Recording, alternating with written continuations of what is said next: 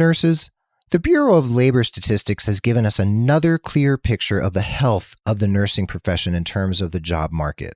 Let's dive deep into the details here on episode 102 of The Nurse Keith Show.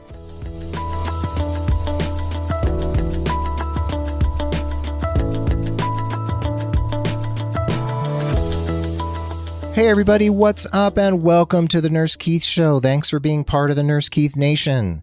This podcast is all about you and your nursing career, and I'm here to share education, inspiration, and ideas that are going to get you moving in a positive, inspired direction. The Nurse Keith Show is now reaching listeners on 6 continents. Where are you, Antarctica? And I'm super grateful for all of you who keep tuning in. Last month, March of 2017 was our biggest month ever in terms of downloads, so keep it up. Share the podcast with everybody you know. I'm a member of the Pulse Media Network of podcasters, along with RNFM Radio, the Innovative Nurse Show, Elizabeth Scala's Your Next Shift podcast, and the Gluten-Free RN. More shows are in development, so keep an eye at pulsemedianetwork.com. You can find The Nurse Keith Show on iTunes, and please, if you'd like to give me a little gift, head over to iTunes, search for The Nurse Keith Show in the iTunes store, and leave a rating and review. It really helps other people find the show, so do me a solid, leave me a rating and review over on iTunes, and I will love you forever. And you know what? You can now leave me a voicemail right on my website. Just click on the red banner on the far left margin of the homepage of nursekeith.com. Leave me a voicemail. I will play your voice on the air and answer your question. What could be better than that? Meanwhile, find me on Facebook, Instagram, Twitter, LinkedIn, Pinterest, etc. And you can also sign up for my newsletter at nursekeith.com. The show notes for this episode can be found at nursekeith.com/episode 102. I am thrilled you're here, and I can't wait any longer to get into today's topic, so let's hop into the studio and make that happen. Toot sweet.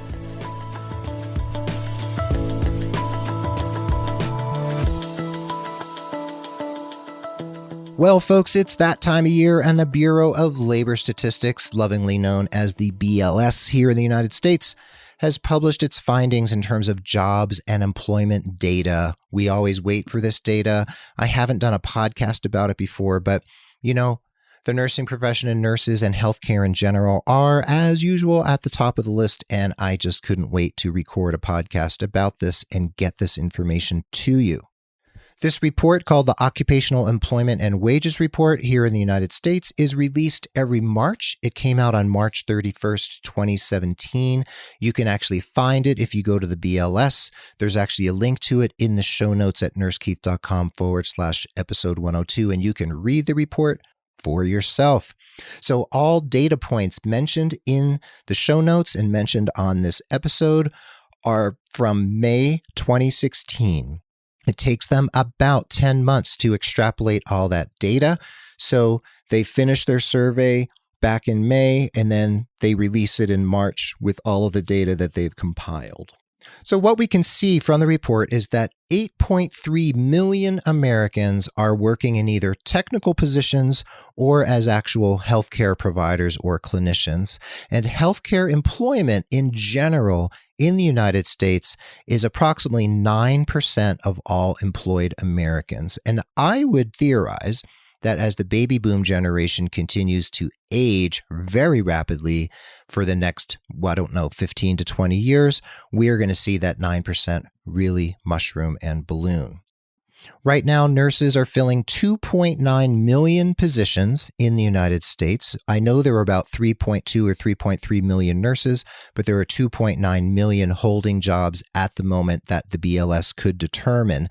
We are still the backbone, the lifeblood, the connective tissue of the healthcare industry in terms of numbers, and 1.6 million of that 2.9 million are quote unquote in the general medical and surgical hospitals industry. Meanwhile, there are 1.4 million nursing assistants and 800,000 home health aides and more than 700,000 LPNs or LVNs. And I wanted to ask, what's up with Texas and California still holding on to the licensed vocational nurse designation?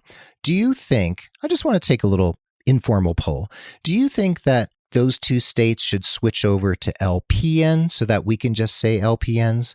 We have 48 states with licensed practical nurses, 2 with licensed vocational nurses. Is it time to bring it all together? So here's some interesting information from the BLS.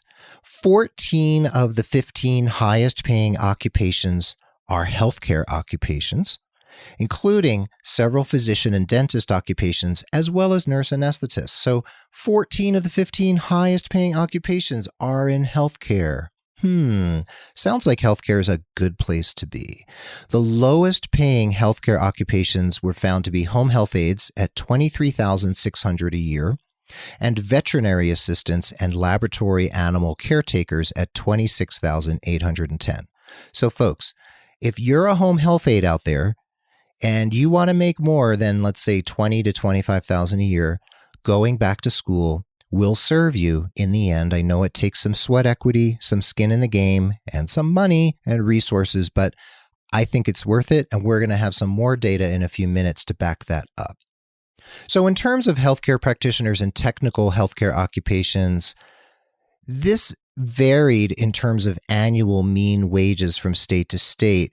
The lowest annual mean wage for healthcare was in Louisiana at $63,930. The highest was in Alaska, $95,720. So Louisiana, $63,000, Alaska, $95,000.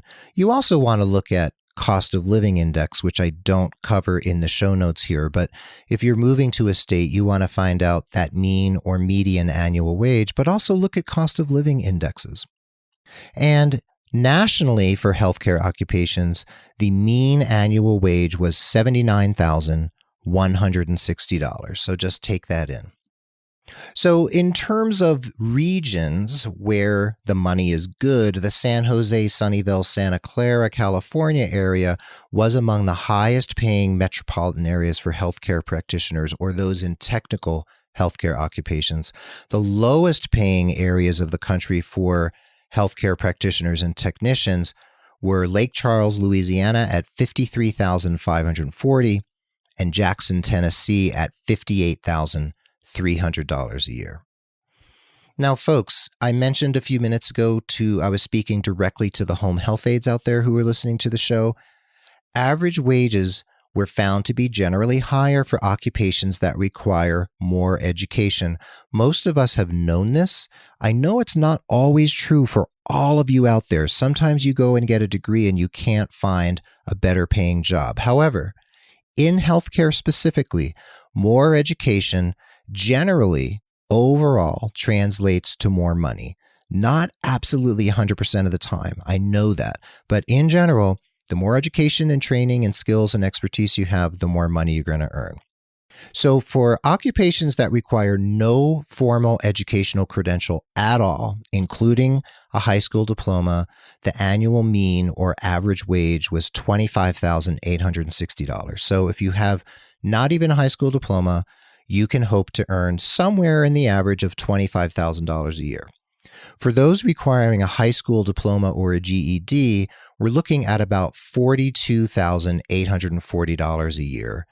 However, if you have an associate's degree, we're looking at an average of $54,500, and for a bachelor's, we're looking at about $84,000. So you can see that overall, the stats are showing us that the more education you have, the more money you're going to earn.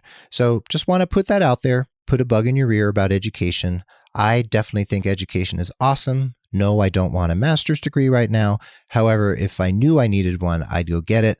I don't think I need one to do what I want to do in my career. So you have to decide what you want, where you want to go, what your goals are.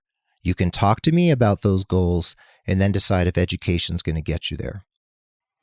So in terms of education in general, 21% of all jobs in the United States require a bachelor's degree for entry into that related field.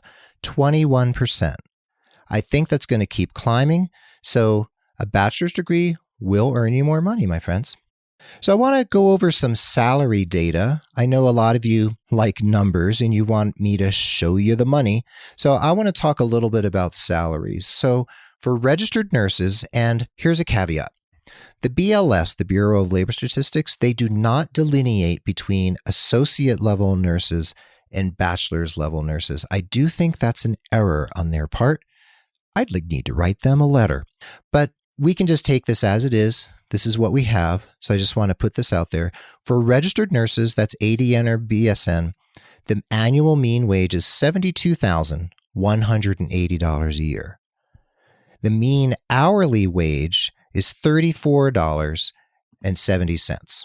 So some of you are earning more or less, but that's the average for you. $72,000 annually and $34 an hour. Now for practical nurses out there, big differences, $44,840 average per year as compared to registered nurses at $72,000.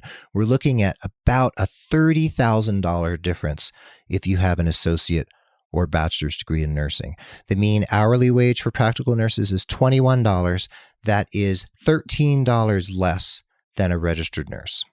So nurse practitioners are averaging around $104,000 a year, and their mean hourly wage is right around $50 a year. Now, nurse anesthetists, they are the highest paid nurses in the United States. That might be true in other countries. I'd like to know. But the mean annual wage for nurse anesthetist is $164,000. And their mean hourly wage is $78 an hour. Huge jump from nurse practitioners. We're looking at more than $55,000 more a year. But I understand to become a nurse anesthetist, it is an expensive, long, difficult haul. So just consider that if you want to go to school to become a nurse anesthetist. Now, nurse midwives are making right around $102,000 a year at $49 an hour, which is pretty cool for nurse midwives. I'm so glad they're doing pretty well. Now, physical therapists, this is interesting. Physical therapists are annually averaging $87,000 a year. And bear in mind that PTs now have to earn a PhD. They can't enter the profession without a PhD now. The ones who already had a master's, I believe, were grandfathered in. If I'm mistaken, please let me know. But physical therapists, $87,000 a year with a PhD. And their mean hourly wage is $41.93. So nurse practitioners who don't yet absolutely have to have a PhD to practice are earning considerably more than physical therapists. Now, physician assistants are doing right around the same as nurse practitioners, $102,000 a year, $49 an hour. So NPs and PAs, you all are doing pretty well and very similarly to one another. So something else to take in mind and calculate if you're not sure which direction to go. PA, NP, PA, can't decide. The amount you can earn is about the same. So we can conclude, my friends, that nurses' role as the backbone, the lifeblood, the connective tissue of healthcare hasn't changed. It's not going to change. With this baby boom generation aging and retiring and needing healthcare, we still need to make sure we keep the people coming into the various professions in healthcare because we are needed and we're going to continue to be needed. And face it, all of us are aging. I'm older now than I was when I started recording this podcast. We are all aging. So only a third of the baby boom generation is now in the workforce, and that number is going to continue to dwindle. And you know what? That means they're getting older, they're retiring, and they're needing more healthcare. They might also need more bingo and entertainment too, but that's another story. So 250,000 Americans are reaching the age of 65 every month. Let me say that again. 250,000 Americans turn 65 every month. That means they're getting Medicare. That means they're needing and wanting more health care. They're not going to be working as much, and they're going to be focusing more on their wellness, I hope, and preventative care. So if you want to be a nurse practitioner, or you are a nurse practitioner, and you live in one of the, let's say, I think it's 24 states now that have completely autonomous practice for NPs and APRNs, if you want to hang a shingle and specialize in gerontology, if you want to open a practice, if you want to do home visits, if you want to do old-fashioned house calls. Heck, I mean, I know a nurse practitioner in Bellingham, Washington, who does house calls by bicycle. So if you want to do that, if you want to specialize, if you would like to dig into this huge demographic, there is room to do so, my friends. And if you're not sure exactly how to do that, let me know and we can talk, because there are lots of business opportunities for those of you, whether you're an NP or a BSN or an ADN, to get out there and benefit from and help this generation that's aging and needing our help. So one more little piece of fact about the aging of America. By 2029, 1 in 5 Americans is going to be over the age of 65. And you know what? What's really interesting?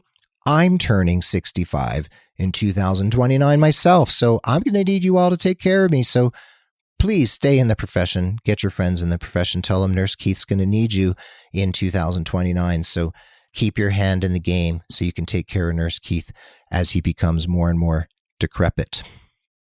So folks, a healthcare career is a good bet. If you're entrepreneurial at heart, there's lots that you could do.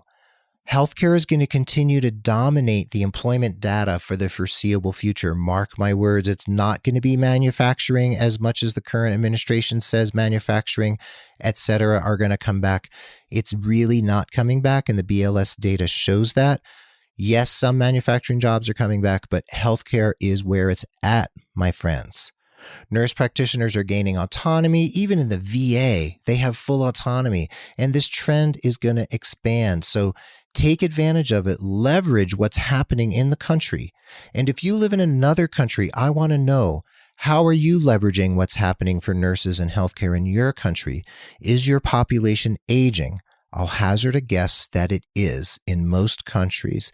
And how is that affecting the employment potential for you? What are you planning to do? What's happening in your country? I really want to know.